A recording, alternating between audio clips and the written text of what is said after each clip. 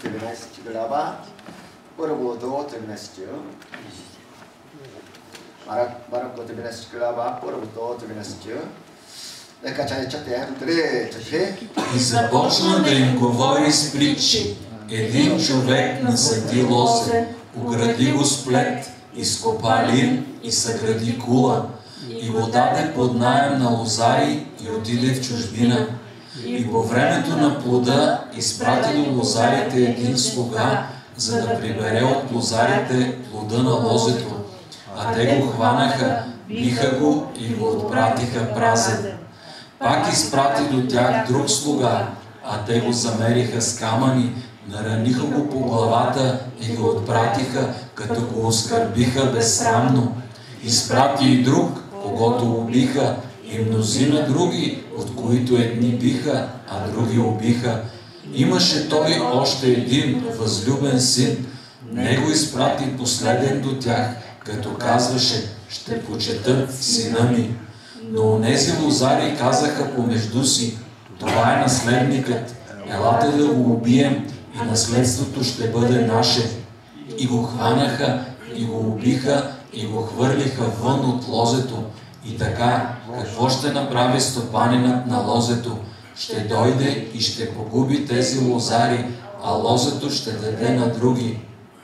Не сте ли чели това писание? Камъкът, който отхвърлиха зидарите, той стана глава на ъгъла.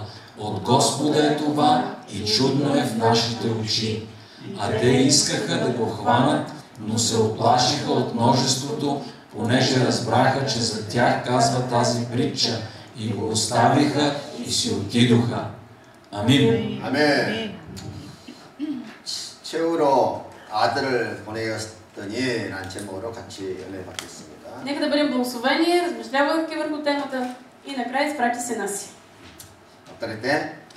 Накрая изпрати сина си. 예수 믿는 많은 사람들이 운명에서 해방되었다는 것을 잘 모르고 있습니다. Много хора, които са вярващи, не осъзнават как съдбата им е била променена. 그래서 누군가가 저주 비슷한 말을 하면 아주 상처를 받고 오랫동안 고통 가운데 빠진다는 것입니다. Много хора заради някаква обида дълго време се измъчват. 그러나 예수 그리스도를 믿는 순간, но в момента, в който ние повярваме в Исус, 저주와 사망의 운명에서 해방을 받게 되는 것이고, ние се освобождаваме от всякакво проклятие и от смърт. 그리고 하나님의 자녀가 된다는 것입니다. ставаме Божии деца. 믿습니까? Вярвате ли, че е така? 아멘. 또 많은 크리스천들이 얼마나 많은 축복을 받았는지 잘 모르고 있다는 것입니다. също така много християни не осъзнават какво огромно благословение са получили. 우리는 예수 믿는 순간 저주의 운명에서 해방받았기 때문에 절대로 망하지 않습니다. Когато ние повярваме в Христос, ние се избавяме от проклятие и никак няма да се провалим. 우리의 신분이 하나님의 자녀여 하늘나라 용사들입니다. Защото нашият статут е на Божии деца, войни на Божието царство. 그래서 우리가 예수로 마귀를 대적하면 마귀는 한 길로 왔다가 7길로 도망치는 것입니다. И затова, когато ние заповядаме в името на Исус, демоните да се отидат, те по един път да са дошли, по 7 пътища ще се разбягат. 우리가 예수로 기도하면 응답의 문이 활짝 열리는 것입니다. И също така, когато ние се молим в името на Исус, ние получаваме отговор. 또한 우리를 고아처럼 내버려 두지 않고 성령을 보내사 항상 우리와 함께 하신다는 것입니다. И Бог ни е оставил като сираци, Той е заедно с нас чрез Святия Дух. 그리고 우리에게 세상 사람들을 살릴 수 있는 생명의 복음을 우리에게 주셨어요. И Бог ни е дал благовестието на живота, който да спасява човешки души. 그래서 이 복음을 가지고 우리는 매 순간 승리할 수 있는 것이고. И ние с това с благовестието, което носим, можем да бъдем победители във всеки един момент. 또 이 복음을 전하면 흑암에 떠나가고 병자가 치료받고 사람들이 회개하고 돌아오는 역사가 일어나는 것입니다. И когато ние споделяме благата вест, демони бягат, получават се изцеления и виждаме освобождение. 성경은 우리가 이런 놀라운 축복 축복을 받았다고 말하고 있는 것입니다. Библията ни казва, че ние сме получили това невероятно благословение. 믿습니까? Вярвате ли, че е така? 인류 역사가 시작된 이후로 영원한 베스트셀러는 성경입니다. От зората на човешката история, книгата, която е най-продаваната, най-големи бестселър, това е Библията. 그러나 가장 읽혀지지 않는 책이 아마도 성경책이 아닐까 그렇게 생각합니다. Но си мисля, че и това е най-нечетената книга. 그러면 우리가 가지고 있는 성경책에 무엇이 기록되어 있을까요? Добре, тогава какво пише в Библията, която ние притежаваме? 저는 성경을 한 단어로 요약한다면 Ако можем да обобщим цялата Библия в една дума, 성경은 관계를 기록하고 있다는 것입니다. това е взаимоотношения.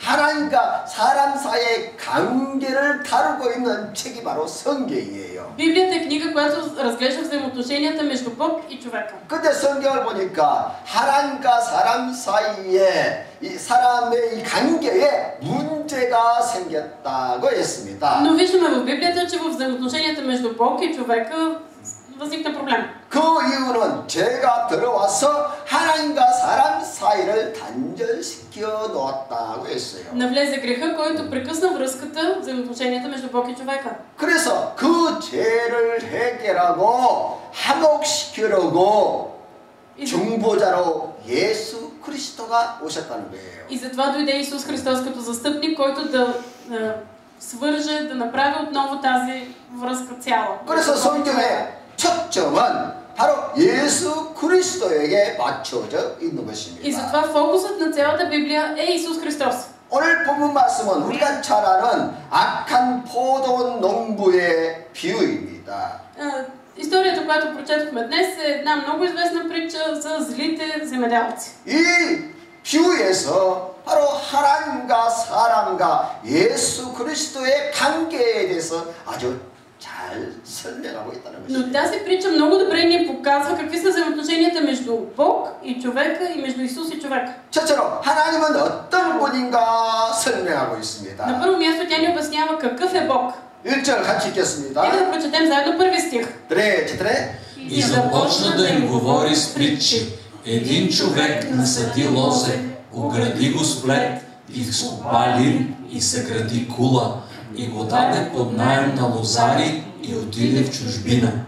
여기 등장하는 포도원 주인은 바로 하나님의 역할을 지금 설명해 주고 있는 것입니다. Тук чрез собственика на лозето се обяснява ролята, която върши Бог. 이 사람은 지금 아름다운 포도원을 만들었습니다. Собственикът на лозето е направил една прекрасна градина. 그리고 농부들에게 포도원을 새로 주고 먼 타국으로 갔다고 했습니다. И дава на лозари под наем своето лозе и заминава далече в чужбина. 저는 이 사람의 행동 속에서 하나님은 어떤 분인가 하는 것을 볼 수가 있습니다. Но в тази ситуация виждаме какъв е Бог. 먼저 하나님은 간대하신 분이시라는 것이에요. Бог е щедър. 아마 이 주인은 아름다운 포도를 만들기 위해서 많은 노력을 기울였을 것입니다. Най-вероятно, за да създаде той това лозе, е вложил много усилия. 시간과 돈과 정성을 다해서 아름다운 포도를 만든 후에 그것을 새로 주었다고 했습니다. Собственикът е насадил лозе, вложил е в имота време, усилия, пари и след това прекрасно нещо го е дал на лозарите. 그래서 농부들에게는 이 포도원은 선물이나 다름이 없다는 것이에요. Което означава, че това, че го е дал под наем е твърде малко, той просто го е подарил на тези лозари. 이제는 때가 되어 농부들에게 포도원 소출 얼마를 받으려고 한 종을 보냈다고 했습니다. И настава времето той да прибере от плода и изпраща един слуга. 여기서 얼마라는 단어는 아주 작은 소량을 말하는 것이에요. И когато слугата отива за да събере от плода, това означава едно много малко количество. 이것은 꼭 돈이 필요해서 받으려고 하는 것이 아니라 И собственика не го прави с желанието да получи пари. 이 포도원의 주인이 누구냐 하는 것을 확인시켜주기 위한 하나의 의례적인 행위였다는 것입니다. А това е като като ритуал, за да удостовери, че той е собственика на имота. 사실은 이 아름다운 포도원을 그냥 선물로 준 것과 마찬가지였습니다. Той е дал прекрасното си лозе почти като подарък. 사실 이 포도원은 우리의 삶의 조건을 상징적으로 보여주고 있는 것이지요. Лозето това представя обстоятелствата, в които ние живеем. 하나님은 우리에게 삶의 좋은 조건들을 그저 우리에게 선물로 주신 것입니다. Бог ни е дал в подарък прекрасни обстоятелства на живота. 야고보서 1장 17절에 이렇게 말하고 있습니다. В Яков 1 глава 17 стих се казва: 3, 4. Всяко дадено добро и всеки съвършен дар е отгоре и слиза от Отца на светлините, в когото няма изменение, нито сянка от промяна. Амин. 아멘. 이 말씀에 보면 온갖 좋은 것은 전부 하나님이 주신 선물이라는 것입니다. Според това слово, всяко дадено добро е от Бога. 우리의 생명이나 공기나 물이나 하늘이나 다 좋은 것들은 다 하나님의 선물이라는 것입니다. Божий дар са всички неща, които са ни дадени. Въздуха, водата, всяко добро нещо. 그리고 내가 사랑하는 가족들, 친구들, 이웃들까지도 다 하나님이 주신 선물들이라는 것입니다. Семейството, приятелите, ближните, всичко това ни е подарък от Бог. 이것들을 우리에게 선물로 주시기 위해서 하나님은 처음부터 계획하셨어요. Бог е направил своя план, за да ни подари всичко това. 창세기에 보면 하나님께서는 우주 만물을 다 창조하신 후에 인간을 창조하셨다. В книгата Изход виждаме, че Бог след като създаде небето, земята, абсолютно всичко, накрая направи човека. 만약 하나님께서 창조의 순서를 바꾸어서 Ако Бог беше сменил реда на последователността на създаването, 우리 인간을 마지막 날이 아니라 두 번째 날, 세 번째 날, 뭐 한 네 번째 날에 만들었다고 생각해 보십시다. да се представим, че човекът беше създаден не на седмия, не на шестия, ами на първия или на втория или на четвъртия ден. 만약 그렇더라면 우리 인간은 도저히 생존할 수 없는 것이지요. Ние нямаше да оцелем. 그런데 하나님은 모든 우주 만물을 다 만드시고 Но Бог създаде абсолютно всичко 마지막 날에 인간을 지으셨다는 것입니다. и в последния ден направи човека. 아담과 하와가 눈을 뜨고 일어나 보니까 에덴 동산에 있었고 Адам и Ева, като се отвориха очите, те бяха вече в Едемската градина. 그가 필요한 모든 것들이 다 준비되어 있었던 것입니다. И за тях беше приготвено абсолютно всичко. 이것은 하나님이 모든 것을 준비하시고 선물로 주셨다는 것입니다. Бог беше приготвил всичко и го беше дал в подарък. 이렇게 하나님은 우리에게 삶의 조건들을 다 준비하시고 우리에게 주신 그렇게 간대하신 하나님이십니다. Бог е толкова щедър, Той е приготвил всичко и ни го е дал в подарък. 믿습니까? Вярвате ли, че е така? 아멘.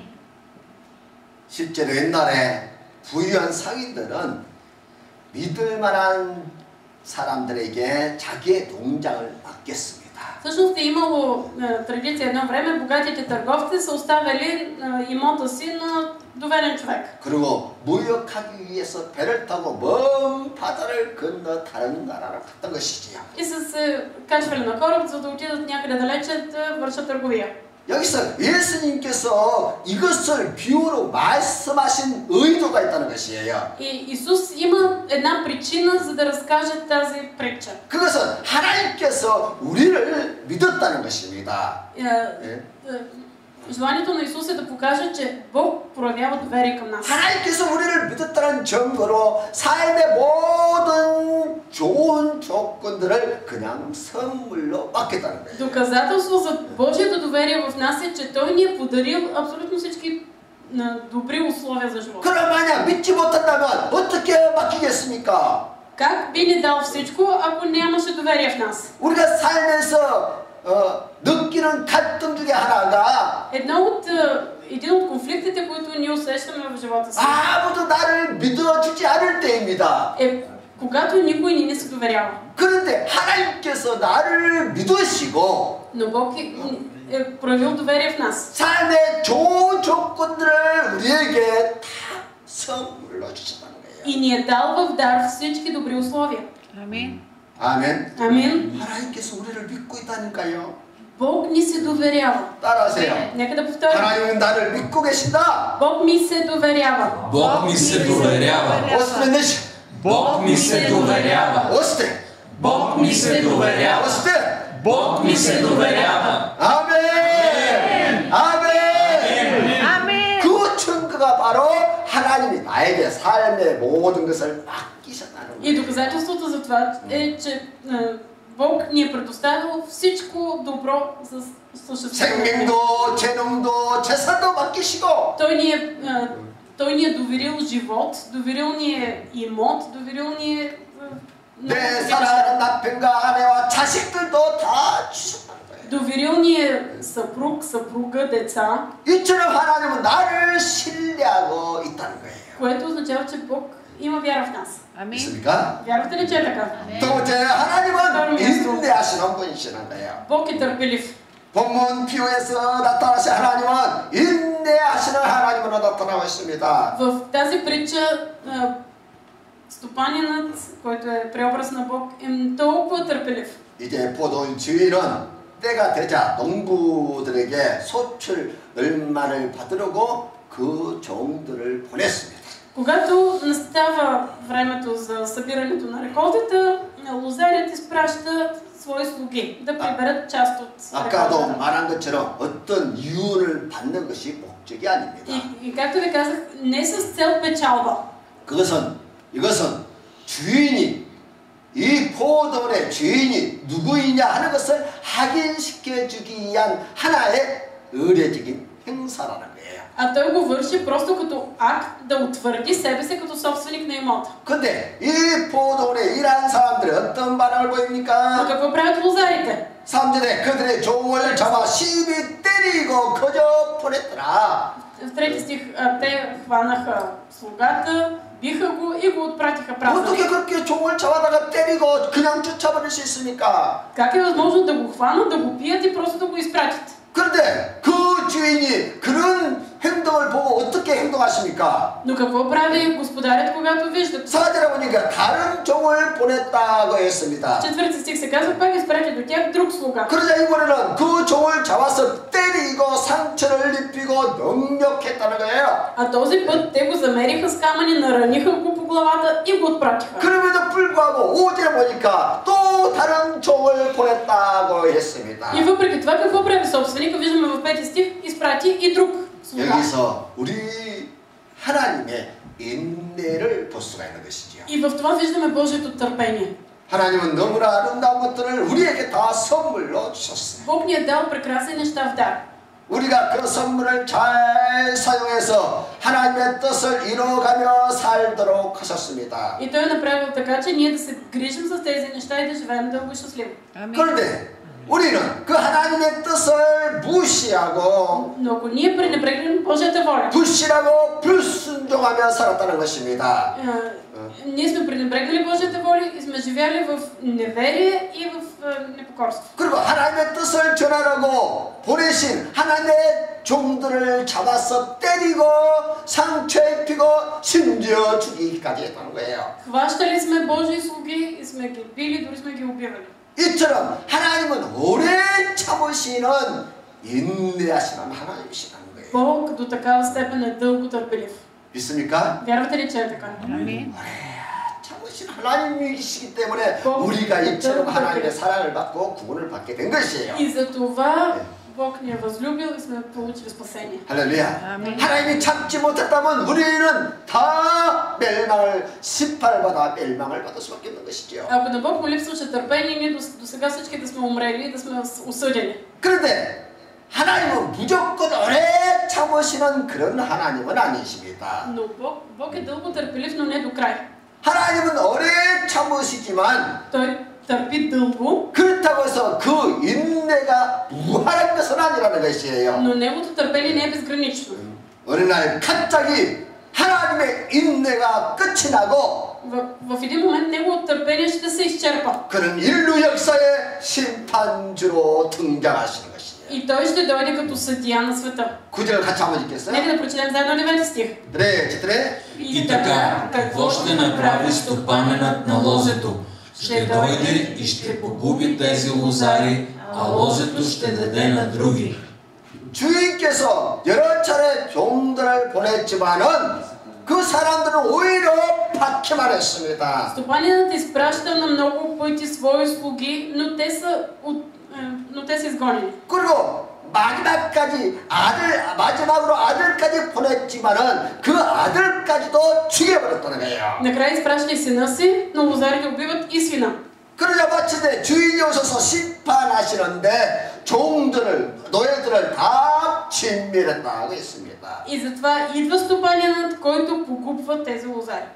우리 하나님은 우리에게 삶의 좋은 조건들을 다 우리에게 주시고 Бог ни е дал прекрасни неща. 우리가 복된 삶을 살기를 원하십니다. И Той иска ние да живеем блажен живот. 믿습니까? Вярвате ли, че е така? 그래서 우리는 하나님의 주신 것들을 가지고 감사함으로 기쁘게 잘 살아야 돼요. Ние трябва с благодарност, с радост да се наслаждаваме на тези неща и да живеем. 행복하게 살아야 합니다. Трябва да живеем щастливи. 건강하게 살아야 Трябва да 합니다. живеем здрави. 즐겁게 살아야 돼요. Да се наслаждаваме. 아멘. Амин. 그런데 하나님의 기대를 저버리고 오히려 하나님을 향해서 반역을 일으키더라는 것이에요. Обаче хората вместо да се наслаждават на това, те възстават против Бог. 그래서 하나님이 할 수 없어서 И затова Бог 심판을 결정하셨다. не му остава нищо друго, освен да ги осъди. 이 본문의 비유 속에서 이 우리는 것다 진짜. 심판하시는 하나님의 모습을 본다는 것입니다. Виждаме, че Бог е и съдия. 또 뭐죠? 인간은 второ 어떤 място. 존재 인간을 말하고 있습니다. Тази притча ни показва какъв е човекът.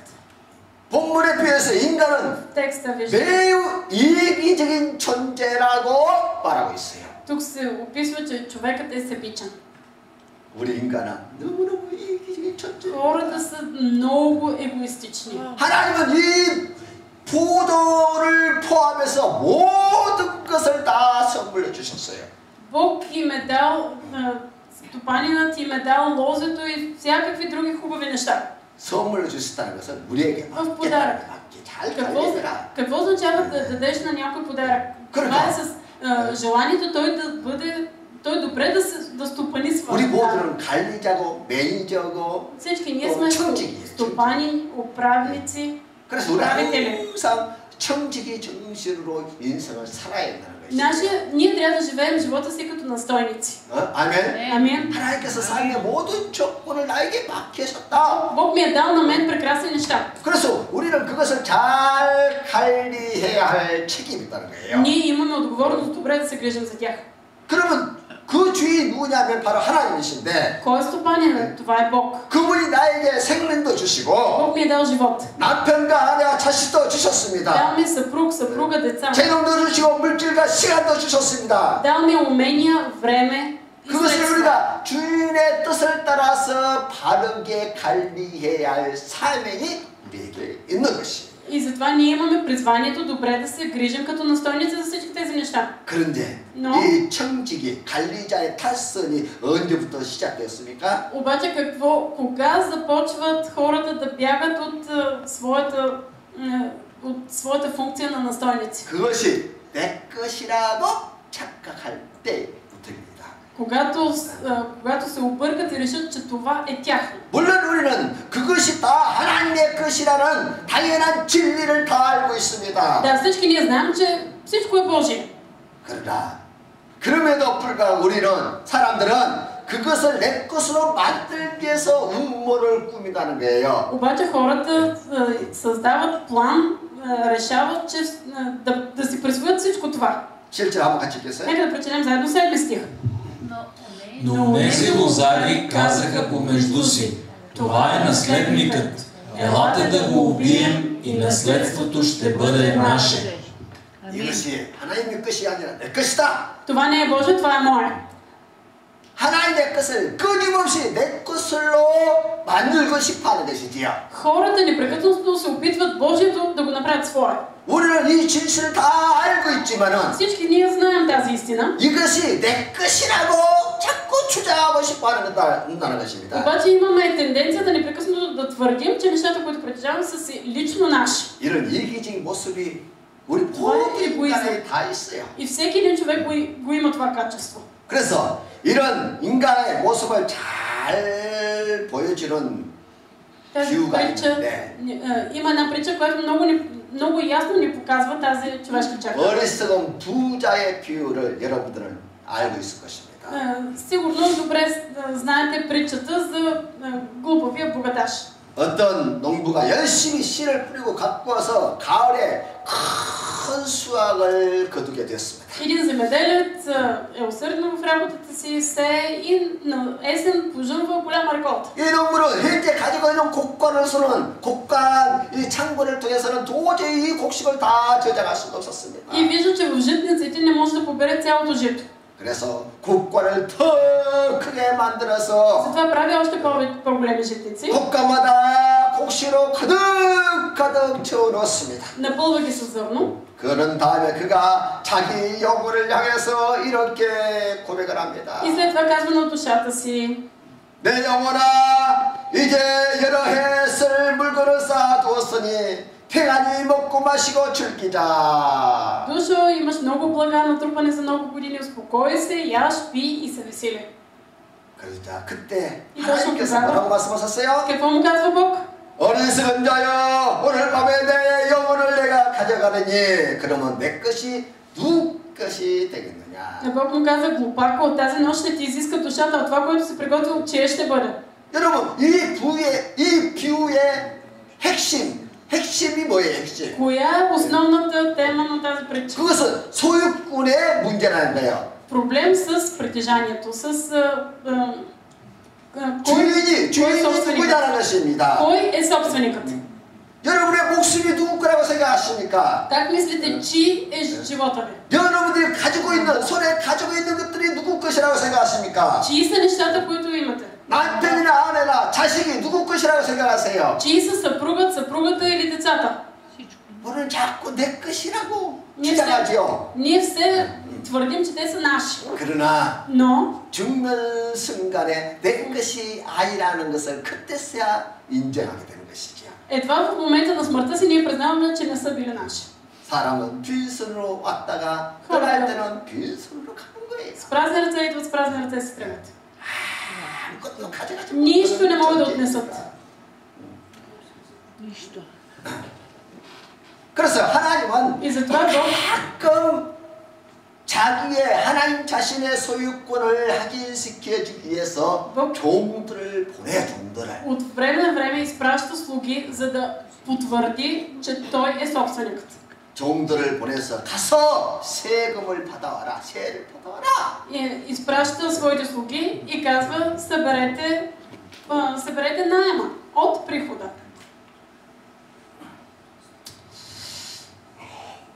여러분 교회에서 축복의 메시지가 선포되면 우리는 얼마나 기뻐합니까? Ние сме толкова щастливи, когато в църквата се проповядва послание за благословение. 여러분들 하나님께서 우리를 사랑하신다는 것을 믿으십니까? Вярвате ли, че Бог ни обича? 또 하나님께서 우리를 축복하고 싶어 하신다는 걸 믿으십니까? Вярвате ли, че Бог иска да ни благослови? 또 하나님 우리를 치료하시고 지금도 은혜를 주신다는 걸 믿으십니까? Вярвате ли, че Бог ни изцелява и Той и сега иска да ни благослови? 그렇다면 우리는 Добре, 하나님의 축복을 만큼 받아 누려야 합니다. ние трябва да получим Божиите благословения и да им се наслаждаваме. 실제로 우리는 하나님의 은혜와 복을 실제로 받아서 누리고 살고 있습니다. Всъщност, ние вече сме получили невероятно Божие благословение и им се 단지 наслаждаваме. 우리가 그것이 하나님의 선물이라는 것을 모를 뿐이지 Просто не сме осъзнали, че това е Божий дар. 실제 우리 모두는 하나님의 은혜 속에서 살고 있는 Всички 거예요. ние живеем в Божия благодат. 믿는 자나 믿지 않는 사람 상관없이 누구든지 다 하나님의 은혜 속에서 살고 있는 거예요. Няма значение, вярващи и невярващи живеят под благодат. 믿습니까? Вярвате ли, че е така? Амин. 저는 작년 8월에 폐렴에 걸려서 거의 죽을 뻔했어요. Миналия август, аз като се разболях от пневмония, бях на смъртно ниво. 숨을 쉴 수가 없으니까 살 수가 없더라. 숨을 쉴 수가 없으니까 아무것도 할 수 없는 거예요. Нищо не можех да направя, защото не можех да си поема дъх. 저는 지금까지 숨 쉬는 것이 하나님의 선물이라는 의식이 전혀 До 없었습니다. този момент не бях осъзнал, че да дишаш, това е Божий дар. 내가 건강해서 숨쉬고 사는 줄 알았던 것이지. Аз си мислех, че аз си дишам, защото съм здрав. 근데 만약 하나님께서 내 코에 숨을 집어넣어 주지 않으면 그 즉시나 죽는 거예요. Обаче, ако Бог не вложи дишане в мен, в този момент ще умра. 아무리 숨을 쉬려고 해도 숨이 내 코에 안 들어오면 죽는 거예요. Колкото и да се опитвам да дишам, ако дихание не стигне до носа ми, няма да живея. 사람들 죽을 때 숨을 못 쉬어서 죽는 거예요. Хората умират, защото не могат да си поемат дъх. 근데 숨을 쉬려고 얼마나 죽어가면서 숨을 쉬려고 노력합니까? И в момента на смъртта хората толкова отчаяно се опитват да си поемат дъх. 근데 아무리 노력해도 숨이 안 들어가니까 죽는 거예요. Но колкото и да се опитват, когато не влиза дишане в тях, те не могат да продължат да живеят. 그러니까 우리가 숨 쉬고 사는 것이 다 하나님의 은혜요, 선물이라는 Да 거예요. дишаме, това е дар от Бога. 그래서 우리가 그 죽음의 순간에 В момента на смъртта 생명의 주인이 누구인가를 알게 된다는 거예요. разбираме кой е господарят на живота. 지금까지 이 생명이 내 것이라고 생각했는데 До този момент сме си мислили, че живота си е наш. 그래서 내가 건강하고 내가 행복하지 않았는데 Смятали сме, че сме здрави, че сме... 알고 보니까 이 중요한 생명이 하나님의 선물이야. В един момент разбираме, че живота ни е бил дар от Бог. Амин. 그래서 이것을 알고 우리는 항상 감사하며 살아야 되는 거예요. Когато ние разберем това, трябва да живеем с благодарност. 아멘. Амин. 우리가 당장 물질에 무엇을 많이 받고 안 받고 그것이 중요한 것이 아니라 Не е важно какво повече като материално притежание ще получим. 아무리 많은 물질이 있다 할지라도 생명이 없으면 아무것도 아니에요. Колкото и богати да сме, нямаме ли, не дишаме ли, 그래서 не сме. 천하보다 귀한 것이 생명이라고 성경은 분명히 말하는 것이에요. Затова и Библията казва, че животът е по-скъп от всяко едно нещо. 그래서 가장 소중한 것을 하나님은 우리에게 그저 선물로 주신 거예요. Най-скъпоценните неща Бог ни е дал в дар. 그래서 우리는 그것을 소중하게 여기고 Затова нека да го ценим. Амин. 하나님의 은혜에 감사하며 И да 맡은 живеем 바 사명을 с 감당하면서 благодарност за Божията благодат и ние да следваме своето призвание на 그래서 наследници. 하나님의 소유권을 인정하는 것이 바로 믿음이라는 것이에요. И иска се вяра, за да признаем, че Бог е господарят. 아멘. Амин. 아멘. Амин. 만약 나를 축복하신 하나님이 이렇게 말씀하신다고 생각해 보세요. Да се представим, че Бог, който ни обича, каже следното. 내가 너희의 모든 것을 축복했으니 이제 너 자신을 나에게 드리라. Аз всичко съм те благословил, сега ми дай себе си. 내 몸을 나에게 드릴 수 있겠느냐? Можеш ли да ми отдадеш себе си? 내 가진 시간을 드릴 수 있겠느냐? Можеш ли да ми дадеш времето си? 네가 가진 물질을 나에게 드릴 수 있겠느냐? Можеш ли да ми дадеш твоите материални притежания? 이때 하나님의 소유권을 인정하는 것이 바로 믿음이라는 거예요. Когато ние признаем, че Бог е господарят, това е вяра. 하나님의 소유권을 인정할 때 우리는 하나님을 위해서 헌신할 수 있다는 거예요. Само когато ние признаем Бог за господар, за собственик, тогава можем да му се посветим. 그 믿음이 있어야 헌신할 수 있는 거예요. Можем да се посветим само ако имаме тази вяра. 그래서 성경에는 항상 믿음과 충성을 같은 단어, 같은 의미로 사용을 해요. В Библията думата вяра и посвещение се използват в една и съща ситуация, в един и същи смисъл. 하나님의 말씀에 충성하고 헌신하는 것을 성경에서는 믿음이라. Посвещение, това е вяра. 그래서 하나님께 헌신해야 그 믿음이 참 믿음으로 인정을 받는다는 것입니다. Само когато ние сме се посветили, тогава нашата вяра е призната за истинска. 가끔 이제 우리 목사님들이 강단에서 설교를 하다 보면 어쩔 수 없이 헌금에 대해서 설교할 때가 있어요. Понякога пасторите от амвона просто им се случва, налага им се да проповядват и за 그때 десятка. 가장 힘든 것이 И тогава е най-трудно. 어떤 성도들은 그 헌금에 대해서 이야기를 하면 막 알레르기 반응을 보이는 거예요. Някои вярващи направо получават алергична реакция, когато им се говори за десятък. 그런데 성경에서 헌금에 대해서 이렇게 헌금을 강조하는 이유가 뭘까요? Но защо в Библията толкова се настоява на приносите? 그리고 예수님께서 비유를 통해서 헌금을 강조한 이유가 뭘까요? Каква е причината чрез притча Исус да набляга на даването? 그것은 그 물질을 필요해서 그런 것이 아니라 Бог не се нуждае от нашето материално притежание. 그것의 주인이 누구인가를 확인시켜주기 위해서라는 거예요. Това е начин, по който той да утвърди позицията си на собственик на Господар. 할렐루야. Алелуя. 그래서 우리가 11조도 들고 헌금을 매주마다 드리는 이유는 Причината ние да даваме десятъци и дарения всяка неделя 우리가 누리는 모든 것의 주인은 하나님이십니다. е да признаем, че Бог е Господар на всичко наше. Амен. 어떤 성도가 말합니까? Някой вярващ ще каже. 10분의 1은 주님의 것이기 때문에 주님께 드려야 합니다. Някой вярващ ще казват, десятъка, той е Божий, затова трябва да му се дава. 그래서 사실 10분의 1뿐만 아니라 10분의 10이 다 하나님의 것이라는 거예요. Всъщност не само една десета, всичките 100% са Божии. 그런데 10분의 1을 드림으로 인해서 Но давайки 이 10%, 모든 10분의 10이 하나님의 것이라는 것을 인정하는 믿음이라는 거예요. това е вяра, с която ние признаваме, че всичките 100% са на Бог. 이처럼 하나님의 소유권을 인정할 때 하나님께서 그의 삶에 은혜와 복을 넘치도록 주십니다. Бог излива изобилни благодати и благословения върху човек, който го признава за Господа. 그래서 신앙이라는 것은 항상 이 충성, 헌신과 연결이 돼 있어요.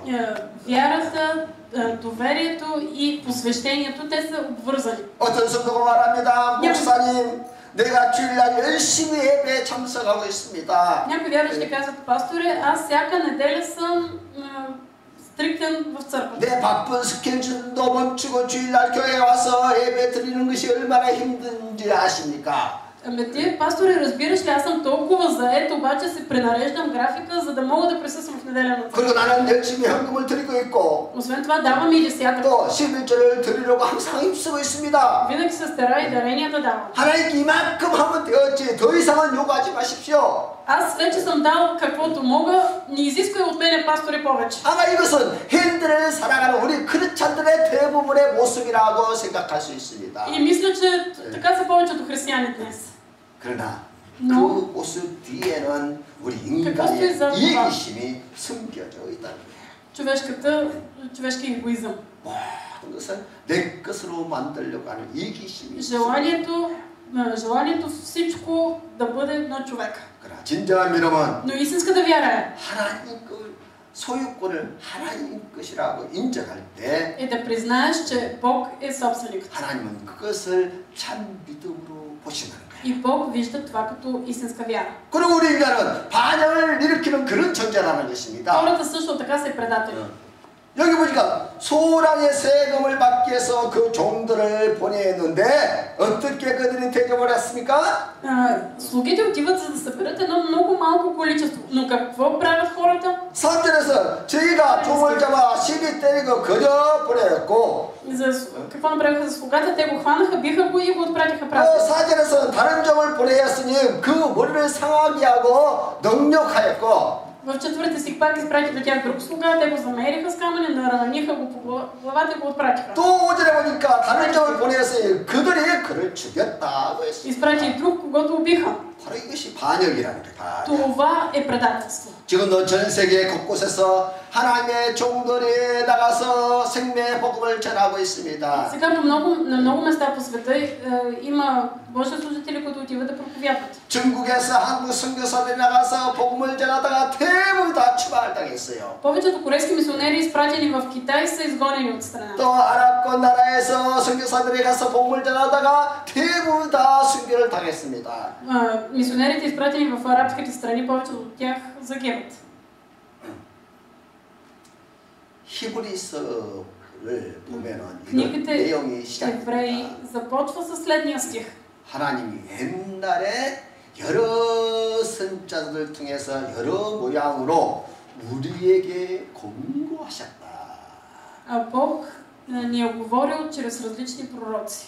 수많은 종들을 보내어 우리에게 돌아오라고 회개를 촉구하였는데 Бог е изпращал най-различни пророци и служители, за да се покаят. 우리로 하여금 주인 되신 하나님을 바라보라고 촉구하셨는데 Бог иска ние да признаем Бог Него за Господар. 그러나 여전히 사람들은 Но хората 하나님을 거절하고 반역했다. продължават да отхвърлят Бог и да се бунтуват против Него. 히브리서 1장에 보면 그 내용이 쫙 이렇게 시작이 돼요. Цялата книга, цялата Евреи 1 глава описва този бунт. 그러니까 우리 인간의 마음속에는 끊임없이 하나님을 반역하려고 하는 그런 음모를 꾸미고 있다는 거예요. Ние хората постоянно кроим как да бъдем против Бог.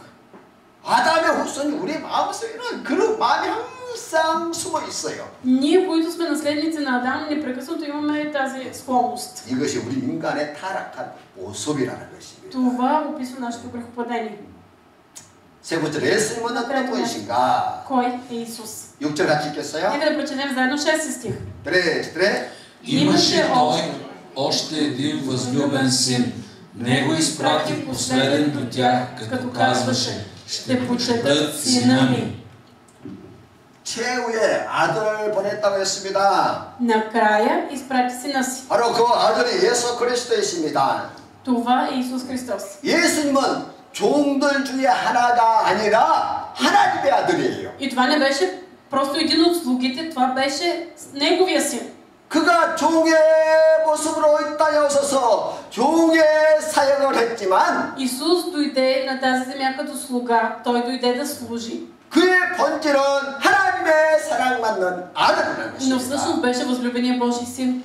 예수님께서 공적 사역을 시작하실 때 요단강에서 요한에게로부터 세례를 받게 되었습니다. Когато Исус започна своето публично служение, той беше кръстен в реката Йордан от Йоан Кръстител. 그때 하늘문이 활짝 열리며 하늘에서 음성이 들려오기를 Тогава се отвори небето и се чу глас. 이는 내 사랑하는 아들이다. Това е моят възлюбен син.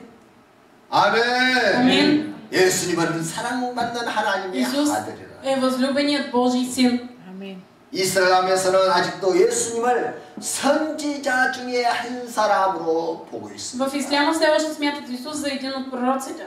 선지자 중에 하나, един 종들 중에 하나로 един 보는데요. от слугите. 그러나 Но 성경은 Библията ни казва, 하나님이 사랑하는 아들이라 분명히 че 말합니다. това е възлюбения Божий син.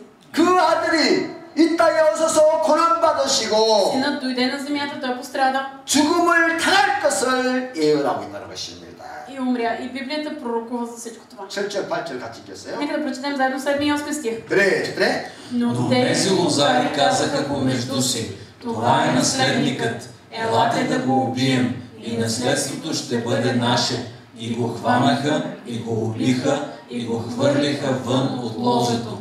지금 예수님이 십자가의 고난을 며칠 앞줄고 지금 이 비유로 말하고 있는 것이에요. Исус казва тази притча няколко дни преди да бъде хванат и убит. 지금 이 말씀을 하시는 예수님의 그 마음의 심정을 우리가 헤아려 봐야 합니다. Нека да си помислим как се чувстваше Исус, когато казваше тази притча. 저 농부들이 이렇게 말할 것이다.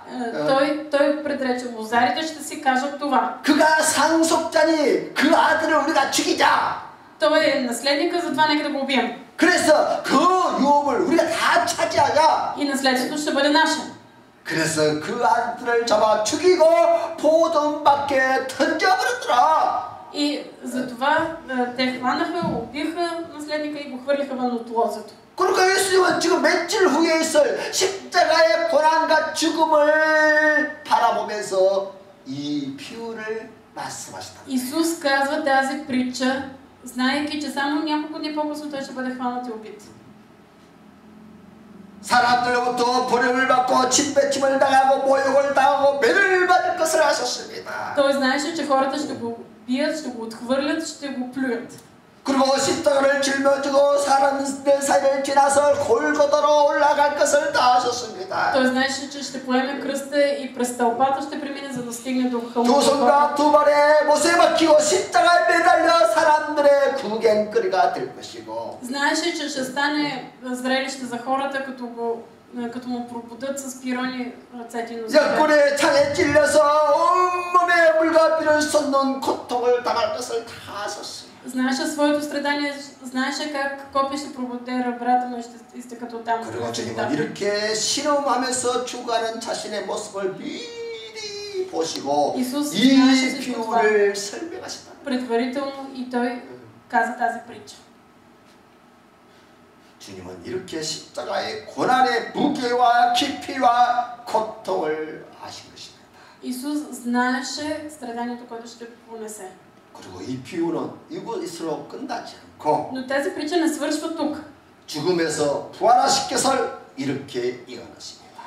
Той пророкува и своето възкресение. 10절 11절 같이 Нека да прочетем заедно 10 и 11 стих. Не сте ли чели това писание? Камъкът, който отхвърлиха зидарите, той стана глава на ъгъла. От Господа е това и чудно е в нашите очи. 여기 건축자들의 버린 돌이란 바로 예수 그리스도를 가리키는 것입니다. Камъкът, който е отхвърлен от зидарите, това е Исус Христос. 예수님은 자신이 마치 건축자들이 버린 돌처럼 그렇게 버림을 받게 될 것이다. Исус казва, аз ще бъда отхвърлен като този камък, който са изхвърлили зидарите. 그러나 주님은 버림받아 없어지는 그런 존재로 인생 드라마가 끝나는 것이 아니라 Но той казва, че няма просто така да приключи живота му да бъде отхвърлен. 건축자들의 버린 돌이 이번에는 모퉁이의 머릿돌로 쓰임받게 될 것이다. Този камък, който е изхвърлен от зидарите, той ще стане глава на ъгъла. 한 건물을 견고하게 세우는 머릿돌에 모퉁이의 머릿돌 같은 역할을 감당할 것이다. Той ще бъде основният камък, който поддържа сградата. 이처럼 예수님은 부활하심으로 인류 역사의 머릿돌이 되셨습니다. Исус възкръсна и той стана глава на ъгъла на целия свят. 예수님은 부활하심으로 인류 구원을 위한 교회의 머릿돌이 되신 것입니다. Исус стана основния камък, върху който да бъде изградена Христовата църква. 예수는 사망을 이기시고 3일 만에 부활하심으로 На третия ден възкръсна. 인류의 만왕의 왕 되시고 만주의 주가 되신 И 것입니다. той стана цар на царете и Господ на господарите. 누구든지 그 예수 그리스도를 믿고 영접하면 제상을 받고 하나님의 자녀가 되는 것입니다. И всеки, който приеме Исус Христос за Господ и Господар, той ще бъде избавен от смъртта и ще получи спасение. 아멘. 아멘. 아니다스키야. 드레. От Господ... 11 стих да прочетем заедно. От Господа е това и чудно е в нашите очи. 여기 뭐가 기이하다고 했습니까? Какво е чудното? 죽은 줄 알았는데 다시 부활하니까 사람 구원해서 부활했다는 것이에요. Хората си мислят, че Исус е умрял, а той възкръсва. 그리고 부활하신 그리스도가 사람들을 막 구원해냈다는 것입니다. И възкръсналия Христос, той спасява човечеството. 절명에 빠진 자를 희망으로 이끌어가시고 병든 자를 치료하시고 Той изцелява, той води отчаяните в надежда. 벌어진 자, 눌린 자를 해방시키고 구원하는 놀라운 일꾼들이 역사가 일어나더라는 것입니다. Той освобождава и прави хората невероятни служители. 이것이 부활의 미스터리. Това е тайната на възкресението. 이 말씀을 시편 기자가 했던 말씀이에요. Но това е слово, което го има в книгата Псалм. 시편 기자가 했던 말씀을 예수님께서 인용해서 지금 하신 말씀이에요. Това е слово, което Исус цитира от Псалми. 삶의 118절. 그래. Камъкът, който отвърлиха зидарите, стана глава на ъгъла. От Господа е това и чудно е в нашите очи. Това е денят, който Господ е направил. Нека се радваме и се веселим в него. 아멘. 이 예언의 말씀이 예수 그리스도의 십자가로 성취되는 순간이 다가오고 있다는 것이에요. Това е пророчество, че този ден наближава и ще дойде, когато Исус умре и на кръста и възкръсне. 그날에 우리가 다 즐거워하고 기뻐하는데 그날이 어떤 날일까요? Кой е този ден, в който да се радваме и да се веселим? 바로 주님이 죽으시고 부활하신 그날을 말하는 것이지요. Става въпрос за деня, в който Исус възкръсна. 우리가 부활을 기뻐하는 것은 우리의 구원과 밀접한 관계가 있기 때문입니다. Има голяма връзка между нашето спасение и радостта ни за възкресението. 이 부활의 기쁜 소식을 전하기 위해서 За да бъде споделена тази блага вест за възкресението, 주님이 오순절날 성령으로 교회에 임하신 것입니다. Исус Христос идва в своята църква чрез Святия Дух. 그러자 성령으로 충만받은 사도들과 성도들의 부활의 이 기쁜 소식을 온 천하에 전하게 시작했습니다. И така апостоли и служители, пълни със Святия Дух, започват да